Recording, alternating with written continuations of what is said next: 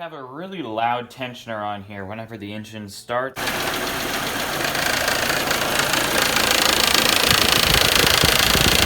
Runs, and it makes a lot of noise wiggling back and forth, but it's actually a pretty new tensioner that's on there, so the tensioner isn't the problem. What the problem is the belt. It's the serpentine belt that over time has started to expand, so there's not very much tension being held on that belt that the tensioner is trying to hold. It's rattling around a lot and making a lot of noise. I'll go ahead and start the car to show you what sound it's making now.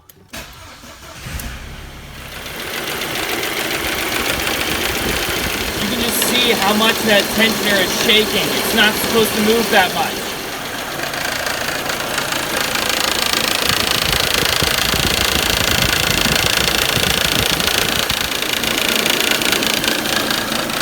I've got the new belt here, and in this video I'll show you how to replace it.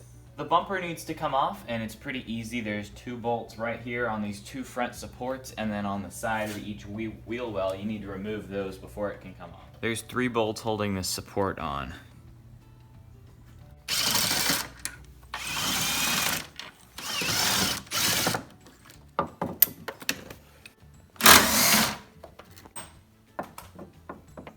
Disconnect the G65 sensor so that wire is out of the way and we can pull this out. Remove the 2 bolts on either side of the bumper. And right here under the headlight. Same thing on the other side.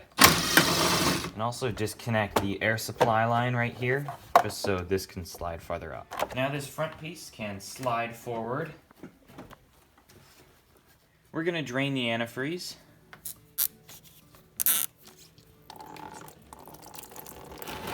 Remove the cap on top so it'll breathe. It is possible to do this without draining the antifreeze and removing these coolant lines, but it makes it a lot easier if you can really move this bumper farther down. Remove the top clip to the coolant supply line. And the lower one. Now we'll be able to really move this out farther. Just be real careful whenever you're doing that. Watch your wires, hoses. Make sure if there's anything that needs to be removed, pull that out. Alright, and that is a lot more room. And that's going to give us a whole lot more access to this and make it a lot easier. Disconnect the horns and other things if you really want to bring this down farther. Headlight connectors, hood release. In order to remove the belt, I have a 17mm wrench on the tensioner. I'll move that, and that releases the tension on the belt. And then we can just slide it off. With your tensioner removed, you want to make sure everything is tight. There shouldn't be any wobble in any direction. And this feels good. It's rock solid. Remove the air conditioning belt. Once this tensioner is loose, it comes off pretty easy.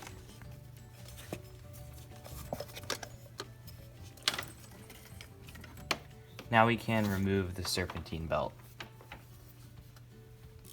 You've actually got to remove the air conditioning tensioner bolt the whole way because that washer is too big for it to slide out and be in there at the same time. Now this comes out. And it's out.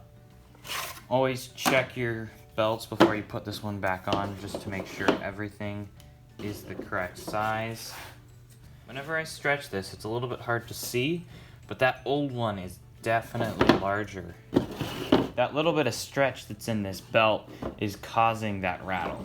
In order to get this serpentine belt on, you've got to feed it underneath the cooling fan. And then this loop can go around alternator. And then this has got to slide behind this fan.